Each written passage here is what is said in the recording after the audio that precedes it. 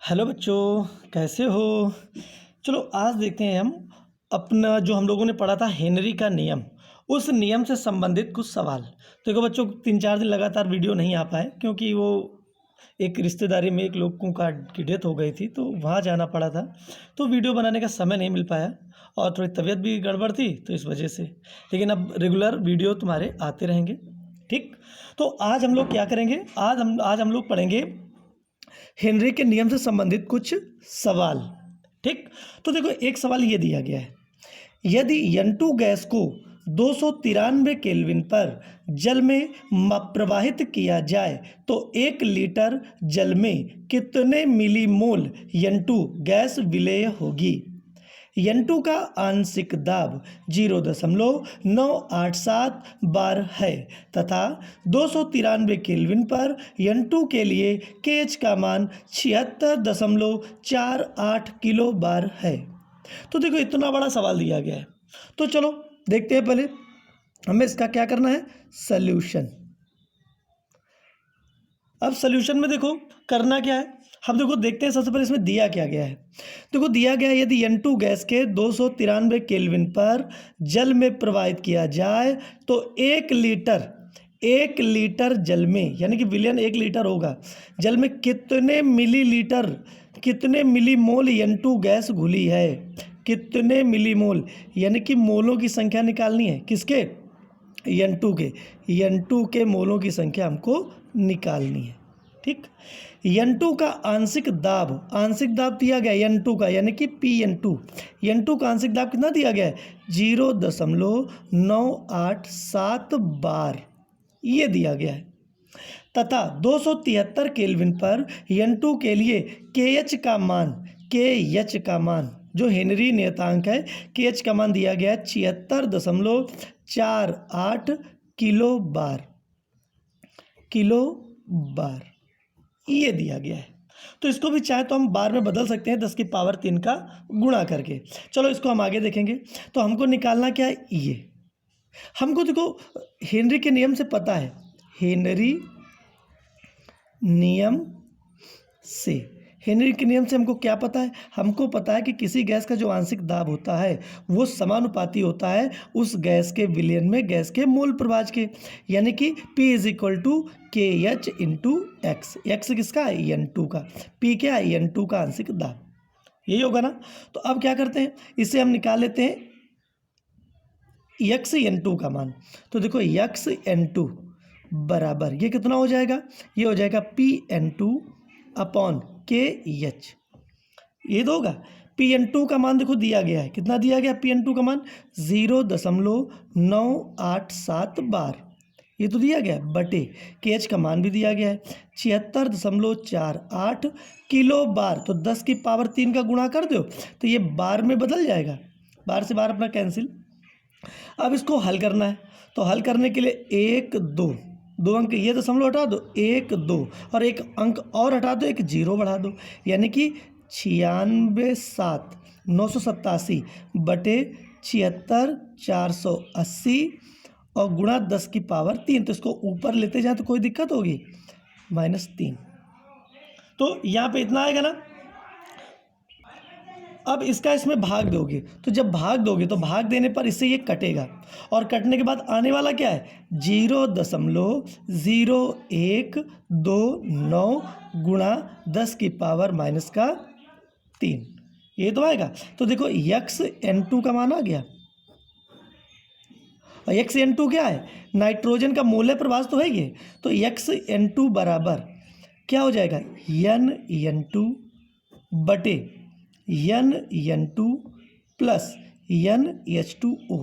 भाई nitrogen gas किस में घुली हुई है? नाइट्रोजन गैस घुली हुई है जल में, तो नाइट्रोजन और जल का ही तो बना हुआ विलयन है।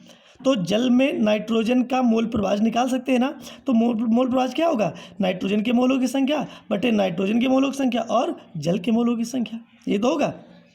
तो बराबर देखो यहाँ पे N2 इसको हमें निकालना ही है। दूसरी चीज़ एक देखो विशेष बात है, क्या विशेष बात है, देखो कोई भी गैस हो, खासकर जैसे नाइट्रोजन है, ये जल में बहुत कम घुलती है, बहुत कम, ना के बराबर घुलती है। तो ना के बराबर घुलती है तो हम यहाँ पे क्या कह सकते हैं, हम कह सकते हैं N2 प्लस NH2O, ये लगभग बराबर होगा किसके, NH2O के, यानी कि इसकी मात्रा ना के बराबर है। तो यही तो बचा, तो हम यहाँ पर लिख सकते हैं बटे NH2O। ठीक, तो देखो NH2O का मान अगर हम यहाँ पे निकालना चाहें तो निकाल सकते हैं। NH2O बराबर, देखो जल का भार, जल का भार देखो विलियन में कुछ दिया गया ना, 1 लीटर जल, 1 लीटर का मतलब 1000 मिलीलीटर।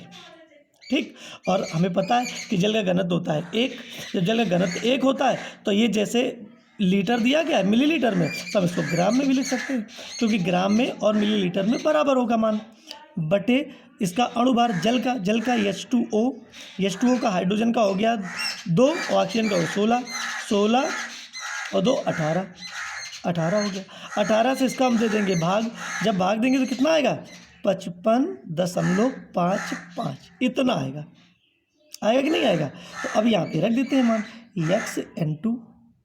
तो देखो N2 बराबर क्या होगा, xN2 का मान चलो ये लिख देते हैं 0.0129 गुणा 10 की पावर -3 गुणा, ये देखो इधर जाएगा तो क्या हो जाएगा इंटू, तो NH2 का मान 55.55, यही आने वाला है। क्यों, अब इनका अगर गुणा करोगे तो क्या होगा, तो इनका जब गुणा करोगे तो आने वाला है, अब इसका गुणा करना, गुणा करके अपना हल कर लेना। तो इसका जब इसमें गुणा करोगे, इसका इसमें, तो गुणा करने पर आ जाएगा यहाँ पे 7.16 गुणा 10 की पावर -4,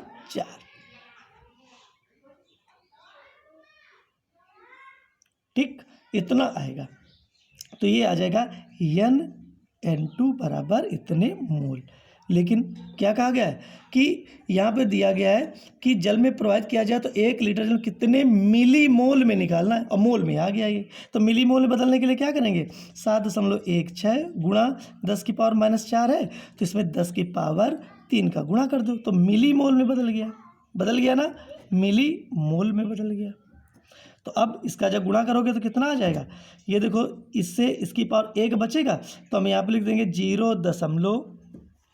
यहाँ पे क्या लिख देंगे, देखो यहाँ पे 0.716 मिली मोल,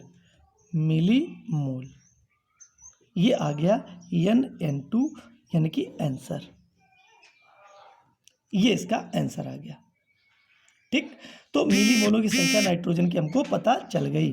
ठीक, तो यहाँ पे मोल में आया था, इसका जब गुणा किया इसमें तो आ गया 7.16 गुणा 10 की पावर -4, और फिर इसके बाद में ये मोल आ गया, मिली मोल में 10 की पावर 3, इससे इसको काट दिया और ये आ गया आंसर। ठीक, अगर ना समझ में आया हो तो कमेंट जरूर करना या व्हाट्सएप पे सूचना जरूर पहुंचाना हमारे पास कि नहीं ये सवाल समझ में नहीं आया है। ठीक, तो चलो ये यहाँ से पूरा हुआ। अब हम देखते हैं अगला सवाल। अब अगले सवाल में देखो क्या है, अगले सवाल में कह रहा है कि 298 केल्विन पर CO2 गैस की जल में विलेयता के लिए हेनरी स्थिरांक का मान इतना पास्कल है। हेनरी स्थिरांक तो सॉल्यूशन हेनरी स्थिरांक यानी कि KH का मान दिया गया, कितना दिया गया है, 1.67 गुणा 10 की पावर 8 पास्कल, ये दिया गया KH का मान पास्कल। 500 मिलीलीटर सोडा वाटर का मतलब कार्बन डाइऑक्साइड अगर जल में घोल दी जाए तो जो बनता है उसको सोडा वाटर बोलते हैं। ठीक, 2.5 वायुमंडल दाब पर बंद किया गया, तो इतने मिलीलीटर सोडा वाटर को 2.5 वायुमंडल दाब पर, तो यहाँ पे वायुमंडल दाब पर तो P बराबर कितना हो गया, 2.5 वायुमंडल दाब पर बंद किया गया। तो 298 केल्विन ताप पर घुली हुई CO2 की मात्रा की गणना कीजिए। CO2 की मात्रा यानी कि CO2 का भार, ये हमको निकालना है। तो ये भी निकाल सकते हैं हम, जैसे पहले सवाल में N का मान निकाला था, N2 निकाला था, वैसे NCO2 निकाल लेंगे। चलो पहले मोल प्रभाज निकालना पड़ेगा, तो मोल प्रभाज निकालेंगे तो क्या होगा, तो मोल प्रभाज यानी कि सबसे पहले P = P is equal to K H और यहाँ पे x, ये तो होता है। तो x बराबर कितना आ जाएगा, x बराबर आ जाएगा P अपॉन के एच आ जाएगा। P का मान कितना दिया गया, 2.5 वायुमंडल बटे ये दिया गया है के एच का मान 1.67 गुणा 10 की पावर 8, ये पास्कल में दिया गया है। एक काम कर सकते हैं, इस वायुमंडल को भी पास्कल में बदल सकते हैं। तो वायुमंडल को पास्कल में बदलने के लिए क्या करते हैं, इसमें यानी कि देखो एक वायु यहाँ पे लिख देते हैं ऊपर, एक वायुमंडल, एक वायुमंडल बराबर होता है पता है किसके, 1.01325 गुणा 10 की पावर 5 पास्कल के। तो देखो इतने वायुमंडल है तो इसमें गुणा कर दें किसका, 1.01325 गुणा 10 की पावर 5। तो ये क्या होगा, ये भी देखो पास्कल में बदल गया और ये भी देखो पास्कल में है, ये तो पास्कल में दिया गया है। अब क्या करेंगे, x किसका है, CO2 का है, तो x CO2 का मान हम निकाल सकते हैं, CO2। तो x CO2 बराबर क्या होगा, अब इसका हमें इसमें गुणा करना है और गुणा करके इसका इसमें भाग देना है। तो ये काम तुम आराम से स्वयं कर सकते हो कि नहीं कर सकते हो, तो ये काम तुम्हें स्वयं करना पड़ेगा। ठीक, तो कितना आ रहा है, तो आ रहा है यहाँ पे 1.5149 गुणा 10 की पावर -3 मोल प्रति लीटर, मोल प्रति लीटर, ये इतना आ रहा है। तो अब देखो x मोल पर भाजा आ गया, तो अब मोलों की संख्या निकाल सकते हैं ना। तो XCO2 बराबर क्या होगा, NCO2 बटे NCO2 प्लस NH2O। फिर वैसा ही NCO2 जल में बहुत कम घुलती है तो इसकी विलेयता बहुत कम है तो ना के बराबर, यानी कि हम इसको छोड़ सकते हैं, यानी कि हम लिख सकते हैं NCO2 प्लस NH2O लगभग बराबर है किसके, लगभग बराबर है NH2O के, यानी कि हम लिख सकते हैं NCO2 बटे NH2O। तो यहाँ पे कोई दिक्कत, अब देखो NH2O का मान निकाल सकते हैं, H2O का भार बटे H2O का अणुभार, लिख सकते हैं ना। H2O का भार कितना दिया गया है, 500 मिलीलीटर, तो 500 मिलीलीटर का मतलब 500 ग्राम। क्यों 500 ग्राम, क्योंकि जल का घनत्व तो एक होता है। तो अगर हम द्रव्यमान और घनत्व के संबंध से हम इसको द्रव्यमान में बदल लें तो केवल एक ही का तो इसमें अंतर आएगा, द्रव्यमान बराबर आयतन गुणा घनत्व, घनत्व एक हो गया तो क्या होगा, आयतन द्रव्यमान के बराबर है, तो इतना बटे अणुभार तो 18 होता ही है। इससे जब इसको काटोगे तो इसको इससे काटोगे तो कितना आएगा, तो जो उसमें आया था 55.55 उसका आधा आने वाला है, तो ये आ जाएगा 27.77। तो यहाँ पे क्या लिखेंगे, XCO2 बराबर NCO2 बटे 27.77। ठीक, अब एक काम कर सकते हैं, NCO2 का मान निकाल लेंगे ना यहाँ से, XCO2 देखो, XCO2 का मान देखो ये हम निकाल के लाए हैं, तो लिख देते हैं 1.5149 गुणा 10 की पावर -3 और ये इसका गुणा हो जाएगा इसमें जाके, तो क्या हो जाएगा इंटू 27.77। अब इसको हल करोगे तो क्या होने वाला है, जब इसको हल करोगे तो NCO2 का मान आने वाला है यहाँ पे आ जाएगा 27, गुणा करोगे तो 27 आ जाएगा 78 गुणा 10 की पावर ये -3, इतना आएगा। और हमको निकालना क्या है, हमको निकालना है WCO2 का मान। तो देखो N बराबर क्या होता है, NCO2 का मान होता है, NCO2 बराबर होता है WCO2 बटे MCO2, ये तो होता है। तो देखो हमें निकालना क्या है, WCO2 का मान निकालना है, तो हम यहाँ पर लिख सकते हैं WCO2 बराबर कितना हो जाएगा, NCO2 इंटू MCO2।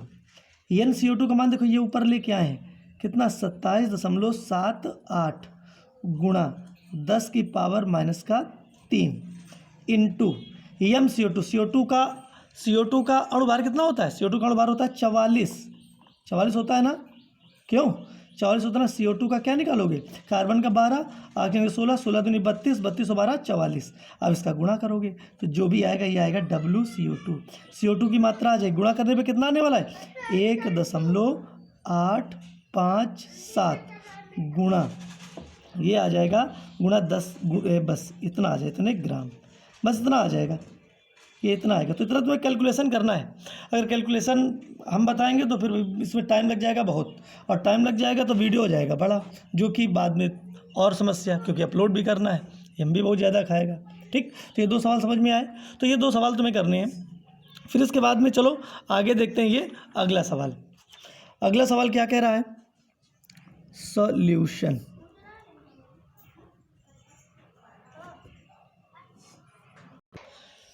जो क्या कह रहा है? 40 डिग्री सेंटीग्रेड ताप पर 1 लीटर जल में 0.4 वायुमंडल दाब पर O2 गैस की विलेयता ज्ञात कीजिए। O2 के लिए हेनरी स्थिरांक 4.58 गुणा 10 की पावर 4 वायुमंडल है। जो क्या दिया गया है कि ताप पर 1 लीटर जल में 0.4 वायुमंडल दाब पर, यानी कि P का मान दिया गया 0.4 वायुमंडल। मात्रक को भी याद रखना बहुत ज़रूरी है। पर O2 गैस की विलेयता ज्ञात कीजिए, यानी कि हमको निकालना है NO2 विलेयता, यानी कि कितनी O2 जल में घुली है। तो कितनी O2 यानी कि O2 की मात्रा प्रति लीटर जल में, ऐसे हमको निकालना है। तो मोलों की संख्या निकालनी है। ठीक है, विलेयता ज्ञात कीजिए। O2 के लिए हेनरी स्थिरांक का मान दिया गया, KH का मान दिया गया 4.58 इंटू 10 की पावर 4 वायुमंडल। तो यहाँ पे देखो मात्रक दोनों के सेम दिए गए हैं, तो कोई दिक्कत नहीं होगी। तो सिंपल सा सबसे पहले क्या करेंगे? P is equal to Henry नियम से P इज इक्वल टू क्या होता है? KH into x. तो ऑक्सीजन के लिए निकालना है ना, ऑक्सीजन के PO2 लिख दें, यहाँ पे PXO2 लिख दें, कोई दिक्कत तो नहीं। निकालना क्या है? XO2 का मान निकालना है। तो आ जाएगा PO2 बटे KH। PO2 का मान कितना दिया गया है, मतलब दाब कितना दिया गया? 0.4 वायुमंडल। KH का मान 4.58 गुणा 10 की पावर 4 वायुमंडल। दोनों वायुमंडल में दिए गए, तो कोई दिक्कत तो है नहीं। अब काम क्या करना है? अब काम ये करना है कि इनको हल करना है। तो अब हल करना तुम्हारा काम है। तो इससे जब इसको तुम काटोगे तो काटने पर क्या आने वाला है? 0.089 गुणा 10 की पावर, ये देखो 10 ये ऊपर जाएगा तो माइनस का 4 हो जाएगा। ये किसका माना है? XO2, क्योंकि ये मोल प्रवाह आ गया, मोल प्रवाह आ गया। अब इसकी सहायता से क्या करेंगे? ये मोलों की संख्या निकाल सकते हैं। कैसे? XO2 बराबर NO2 बटे NO2 प्लस क्या हो जाएगा? NH2O। तो देखो जैसा कि हम लोगों को पता है कि NO2 प्लस NH2O का मान लगभग बराबर होता है किसके? लगभग बराबर होता है NH2O के, क्योंकि जल में ऑक्सीजन बहुत ना के बराबर घुलती है, इसलिए इसकी मात्रा को हम नगण्य मान लेते हैं। तो इसी की मात्रा केवल रहेगी, तो ऐसा लिख देंगे। यानी कि हम लिख सकते हैं NO2 बटे NH2O। ठीक, तो अब देखो NO2 का मान हमको निकालना ही है, तो चलो निकालेंगे। XO2 का मान तो हम निकाल ही चुके हैं, 0. इस साइड में लिख लेते हैं, इस साइड में लिख लेते हैं, कोई दिक्कत तो नहीं। 0.89 गुणा 10 की पावर माइनस का 4 इधर लिख लेते हैं, बटे NH2O। अब जो कितना है? 1 लीटर जल है, तो 1 लीटर जल का मतलब हम अगर NO2 अगर निकालें तो क्या आ जाएगा? NH2O निकालें तो क्या हो जाएगा? एक भार बटे अणुभार। तो भार तो है 1000, अणुभार है 18, काटेंगे तो वही 55.55 आने वाला है। तो यहाँ पर लिख देंगे 55.55। तो NO2 बराबर कितना हो जाएगा? 0.089 गुणा 10 की पावर माइनस 4 गुणा 55.55। तो यहाँ पे NO2 का मान कितना आएगा? तो देखो इसका और इसका गुणा कर दो, और इसका जब आपस में गुणा करोगे तो क्या आएगा, 4.9395 गुणा 10 की पावर माइनस का ये 4 आ जाएगा। ठीक, इतना आ जाएगा कितना, मोल प्रति लीटर। ये क्या आ गई, ये आ गई तुम्हारे मात्रा।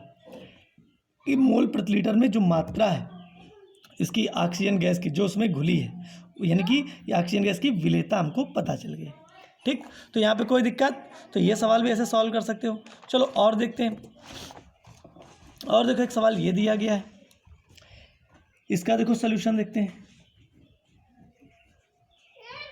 सॉल्यूशन, अब देखो इसमें क्या दिया गया है, इसमें कह रहा है कि एक वायुमंडलीय दाब पर P का मान कितना दिया गया, एक वायुमंडल, ये देखो दाब दिया गया 1 लीटर जल में, ठीक, ताप पर 20 डिग्री सेंटीग्रेड ताप पर 0.02 ग्राम N2 गैस घुली है। देखो N2 की मात्रा दी गई, इसकी मात्रा किसकी, N2 की कितनी दी गई है, 0.02 ग्राम। तो N2 का अणु भार कितना होने वाला है, N2 को तो पता है, N2 में 2 नाइट्रोजन है, एक नाइट्रोजन का 14 दूनी 28 ग्राम घुली हुई है। ठीक, और तो क्या दिया, घुली हुई है। हेनरी स्थिरांक की गणना कीजिए।